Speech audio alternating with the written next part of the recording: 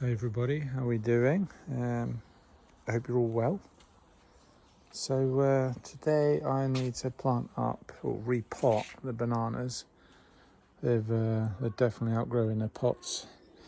So what do I use? So I try and make a tropical plant mix. Basically, sort of recreate their own habitat, which will be moist but free draining soil. So it needs to be very fibrous, but also retain water.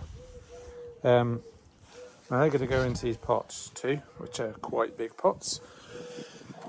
Don't know what size they are. 1 second, sorry guys. I don't know, they're 50 centimetre across. So they're going to be quite heavy.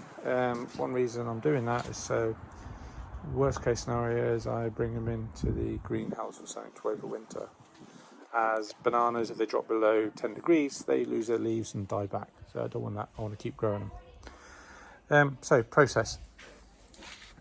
The cocoa and the core, basically that needs to expand. So that goes into about 25 litres of water. There's 12 litres in there and 12 litres in the bucket. So I should do that in a minute. And then once that's left for about 20-25 minutes, that'll expand, and it'll expand a lot. Hopefully not too much that it'll overflow, but it should be fine. And then I use perlite, which is this stuff here. It's like vermiculite, those that know.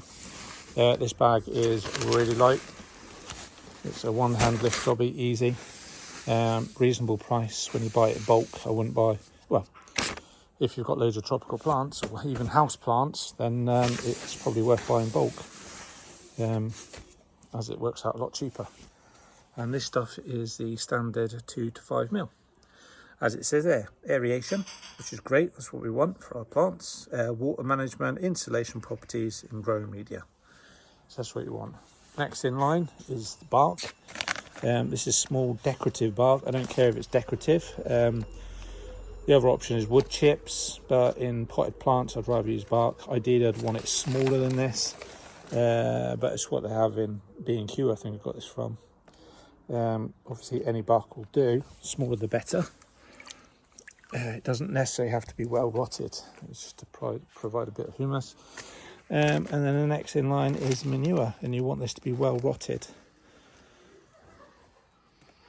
Although to be fair, I got this from, I don't know where I picked this up from. This says soil improver manure, although it's not quite the manure I'm used to. Looks more like compost, so I probably shouldn't have bothered with this stuff. But I'm sure it'll be fine. If anything, you normally add compost to this, so I'm sure it'll do well. I was looking for my gloves, so I have to keep doing that, but it's fine. And then topsoil and some Q4 granules, basically, just to give it a dressing before the plants go in. And I actually do need some compost as well. I've got some in the greenhouse, so I'll go get them. But basically these three will take 6 banana plants, 2 in each, for this year, and we'll see how the growth goes on. They're going to get planted into beds, into the tubs, need holes drilling at the bottom, etc, etc. I'm going to swell up the cocoa core there, and I'm going to use that one, which is what the Trachycarpus fortunei come in, which are massive, as my mixing media.